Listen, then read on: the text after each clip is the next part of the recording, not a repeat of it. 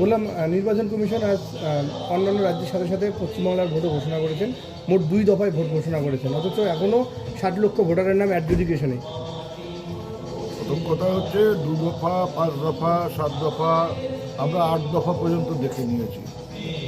পশ্চিমবাংলায় 8 দফায় 21 সালে ভোট হয়েছে, কাজেই এগুলো আমাদের কাছে কোনো ব্যাপার না। 1 দফাতেই হোক কি 8 দফাতেই হোক, আমরা সবসময় তৈরি আছি এবং 1 দফাতেও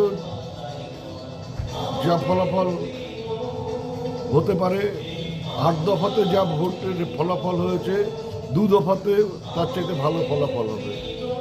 আর সবচাইতে বড় কথা হচ্ছে আমরা তৈরি ছিলাম, পশ্চিমবাংলার মানুষও ভোটের জন্য তৈরি আছেন, কিন্তু নির্বাচন কমিশনকে দেখতে হবে যে 60 লক্ষ ভোটারের নাম আন্ডার অ্যাডজুডিকেশন আছে, সেটাকে দ্রুত ফয়সালা করে প্রকৃত ভারতীয়রা যাতে ভোটদানের অধিকার থেকে বঞ্চিত না হয় সেদিকে নজর দিতে হবে।